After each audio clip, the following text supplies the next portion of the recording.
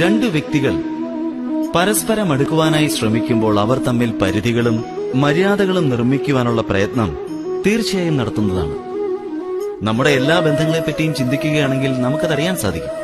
എല്ലാ ബന്ധങ്ങളുടെയും ആധാരം തന്നെ നാം മറ്റുള്ളവർക്കായി അനുവദിച്ചിട്ടുള്ള പരിധികൾ തന്നെയാണ് എന്ന്.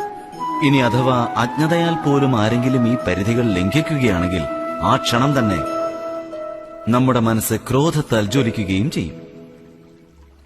ഈ അതിരുകളുടെ വാസ്തവികമായ രൂപം എന്താണ്? ഇതേപ്പറ്റി എപ്പോഴെങ്കിലും ചിന്തിച്ചിട്ടുണ്ടോ?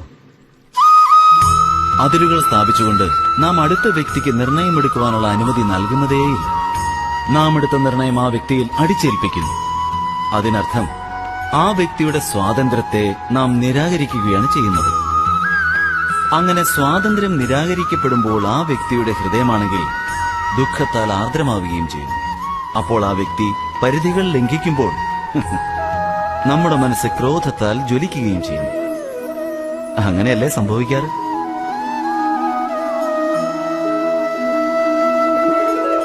എന്നാൽ ഒരാൾ മറ്റൊരാളുടെ സ്വാതന്ത്ര്യത്തെ അംഗീകരിക്കുകയാണെന്ന് കരുതുക.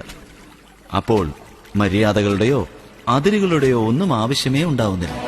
അതായത് എപ്രകാരമാണ് അംഗീകാരം ഒരു ബന്ധത്തിന് ശരീരമാകുന്നത്, അപ്രകാരം തന്നെയാണ് സ്വാതന്ത്ര്യം ബന്ധങ്ങളുടെ ആത്മാവുമാകുന്നത്.